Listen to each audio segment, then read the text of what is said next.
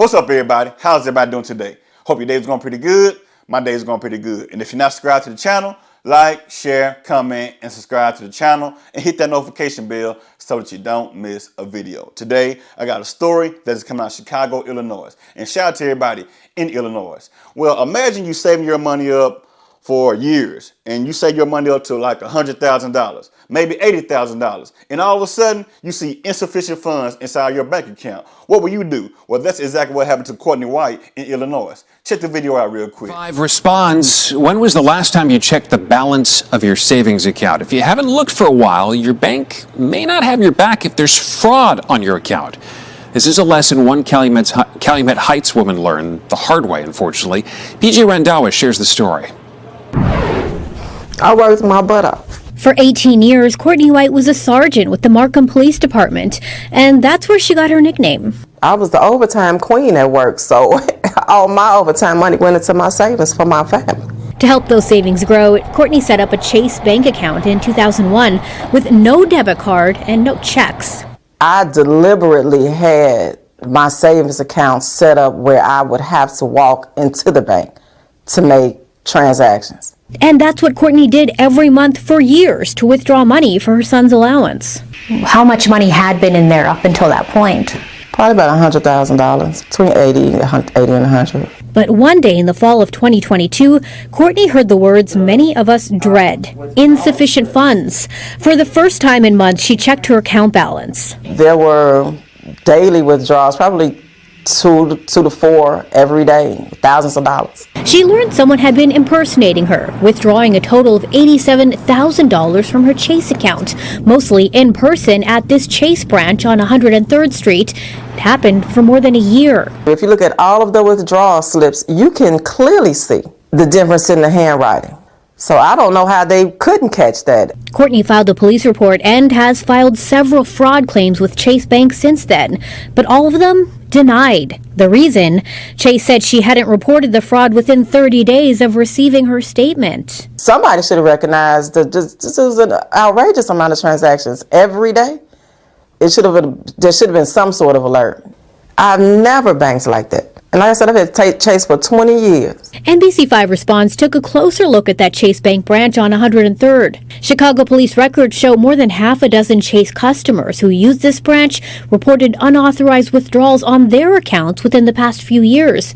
The scenarios described, all similar to Courtney's. The data also gave us more insight into what else was happening inside this Chase branch. We found more than a dozen Chase customers reported they were robbed or scammed while using the ATM inside the branch.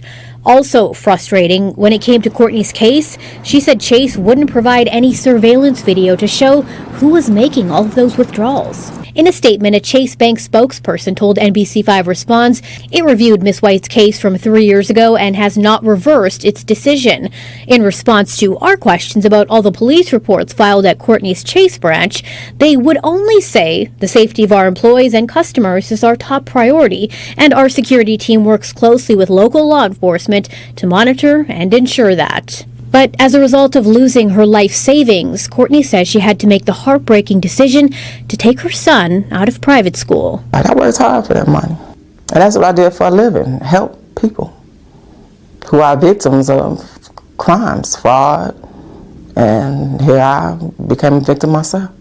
Now this is just straight up pitiful. Courtney White has been with the Markham Police Department as a sergeant for 18 years, as you guys heard that story. And she's also known as the overtime queen, which means she's the first one there and the last one to leave. She's all about her paper. She's all about her big head hunters. And she's also all about her blue faces. She wants her cheese. Give her her money right now.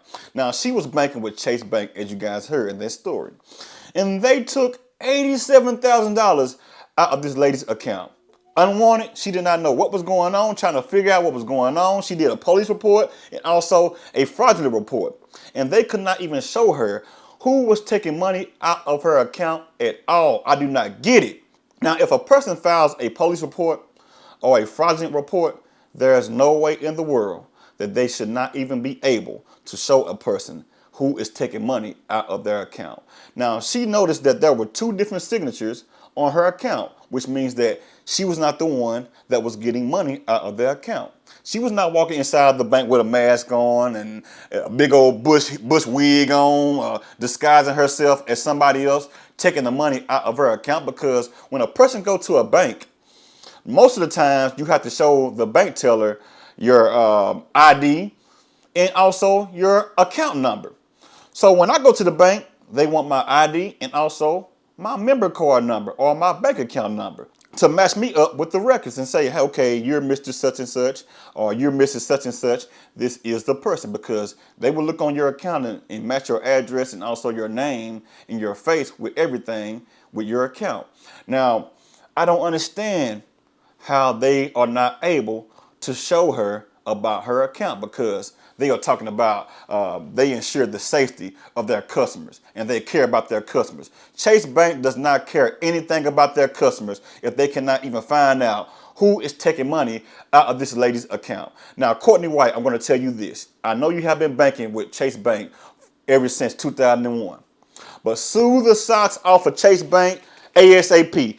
Open up a GoFundMe and try to raise some money so you can pay for your lawyer, because they are wrong for doing what they are doing. You had to take your son out of private school because somebody took some money out of your account, unknown, $87,000. I mean, come on now. I mean, if somebody took $87,000 out of my account at Chase, I would be running up to Chase Bank looking for Chase, looking for anybody. Matter of fact, I'll be chasing after everybody. My nickname will be Chase after they took $87,000 out of my account. I don't even want to talk to anybody by the name of Chase. Matter of fact, when I go to the bank and I leave the bank, I will be on a high-speed chase. No, I'm just playing, y'all. Do not go on a high-speed chase just because the bank has took your money.